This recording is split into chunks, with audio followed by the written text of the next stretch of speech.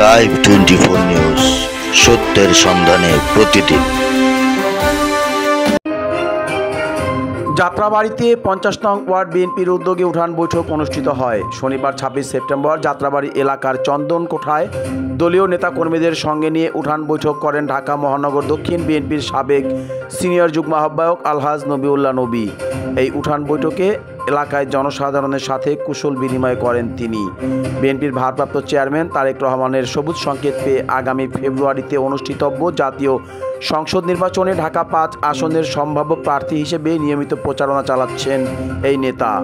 তারই ধারাবাহিকতায় যাত্রাবাড়ি চন্দনকোঠা এলাকায় তার এই কর্মসূচি। এ সময় উঠান বৈঠক কর্মসূচিতে উপস্থিত ছিলেন ঢাকা মহানগর দক্ষিণ কৃষক দলের সদস্য সচিব মীর হাসান কামাল তাপস, যাত্রাবাড়ি থানা বিএনপি নেতা জামশেদুল আলম শ্যামল, 50 নং ওয়ার্ড বিএনপির সভাপতি শাকিল আহমেদ, সাধারণ সম্পাদক আহসানুল কবির ওয়াসিম, 48 নং ওয়ার্ড বিএনপির সদস্য সচিব জাহাঙ্গীর আলম, ঢাকা দক্ষিণ সিটি কর্পোরেশনের 49 নং ওয়ার্ডের সাবেক কাউন্সিলর বাদল সর্দার, 49 নং ওয়ার্ড বিএনপির সভাপতি সাইফুল ইসলাম বাদল, যাত্রাবাড়ি থানা বিএনপি নেতা এহতাসমুল হক খান নকিব, যাত্রাবাড়ি থানা স্বেচ্ছাসেবক দলের সদস্য সচিব দিন ইসলাম, ঢাকা 5 আসনের বিএনপি যুবদল, ছাত্রদল, স্বেচ্ছাসেবক দল, শ্রমিক দল, মহিলা দল সহ অঙ্গ সহযোগী সংগঠনের নেতৃবৃন্দ। এ সময় আলহাজ নবিউল্লাহ নবী বলেন, বিএনপির ভারপ্রাপ্ত চেয়ারম্যান তারেক রহমানের সবুজ সংকেত পেয়ে আমি এলাকায় আগামী ফেব্রুয়ারিতে অনুষ্ঠিতব্য জাতীয় সংসদ নির্বাচনের প্রচারণায় জনগণের মাঝে শুভেচ্ছা ও সালাম বিনিময় করতে এসেছি। গত 18 সালের নির্বাচনে আমি এই এলাকায় বিএনপির প্রার্থী হিসেবে নির্বাচন করেছিলাম। সেই সময় ফ্যাসিস্ট সরকার ক্ষমতা থাকার পরেও মাত্র 2 ঘন্টা এলাকার মানুষ আমাকে 70,000 ভোট দিয়েছে। ইনশাল্লাহ আগামী নির্বাচনেও আপনারা ধানের শীষের প্রতীকে ভোট দিয়ে আমাকে জয়যুক্ত করবেন। যাত্রাবাড়ি এলাকা থেকে মুশফিকুর রহমান, লাইভ 24 নিউজ। যাত্রাবাড়ির আমার পিতা হাজী সুরুজ্জামান সে ব্রিটিশ থেকে পাকিস্তান পর্যন্ত এ এলাকার জনপ্রতিনিধি হিসেবে 40 বছর নেতৃত্ব দিয়েছিলেন। এরপর আমি 15 বছর এ এলাকার কমিশনার হিসেবে দায়িত্ব পালন করেছি। কর্মকাণ্ডে উন্নয়ন কর্মকাণ্ডে জড়িত ছিলাম। আজকে উন্নয়নের ধারাবাহিক আমি এখান থেকেই শুরু করেছিলাম। এই যাত্রাবাড়ি চন্দনকোঠা 50 নম্বর ওয়ার্ড কমিটি সেন্টার, এই ঈদগাহ মাঠ, এখান থেকে আমি শুরু করেছিলাম যাত্রাবাড়ির এই এলাকার উন্নয়ন। সংসদ সদস্য হয়েছে, আমাদের এই এলাকার কোনো উন্নয়ন করেন নাই।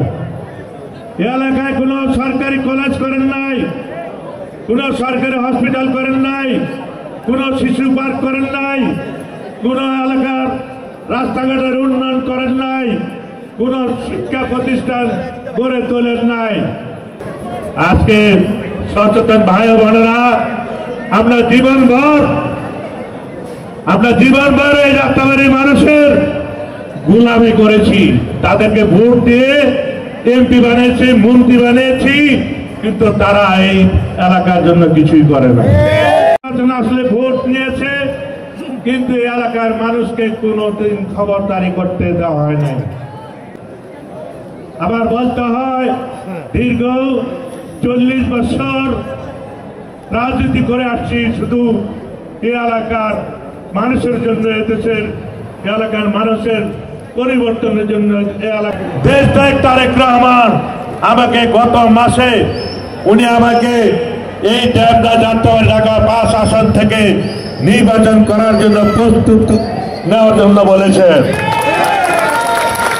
এবং বলেছেন আজকে ভাই আমার, আমি তার নির্দেশে আমি নির্বাচনী মাঠে নেমেছি।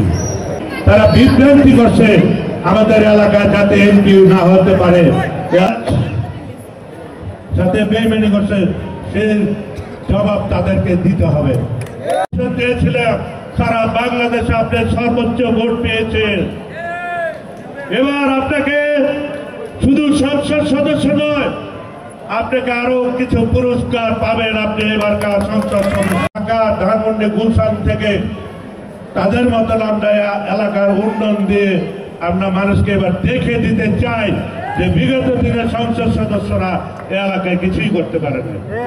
কোন সংসদ সদস্য বলতে পারবে না এই এলাকার মানুষের জন্য এলাকার রাস্তাঘাটে একটা ইট গেঁথেছে। আপনারা যারা আছে তারা আজকে থেকে মাঠে নেমে যান, তারা নির্বাচনী কাজে ধানের শীষ মার্কার কাজে নেমে যান। বিএনপির ভারপ্রাপ্ত চেয়ারম্যান দেশটা তারেক রহমানের হাতকে শক্তিশালী করুন। আমাদের সকলের আশা আকাঙ্ক্ষার প্রতি জনাব আলহাজ নবী ভাই নেতৃবৃন্দ আমাদের মাঝে উপস্থিত। আমরা আমাদের জাতীয় থানা বিএনপির সাবেক সফল সাধারণ সম্পাদক বাদল সরকার, কৃষক দল ঢাকা মহানগর দক্ষিণের সম্মানিত সদস্য সচিব মীর হাসান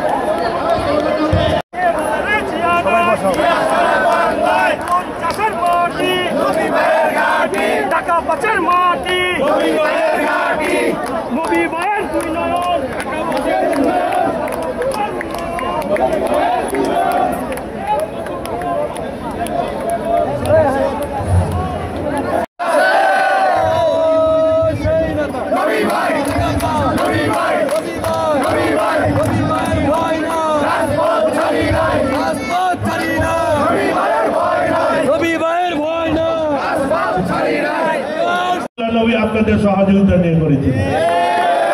কোন সংসদ সদস্য বলতে পারবে না এই এলাকার মানুষের জন্য এলাকার রাস্তাঘাটে একটা ইট গেঁথেছে।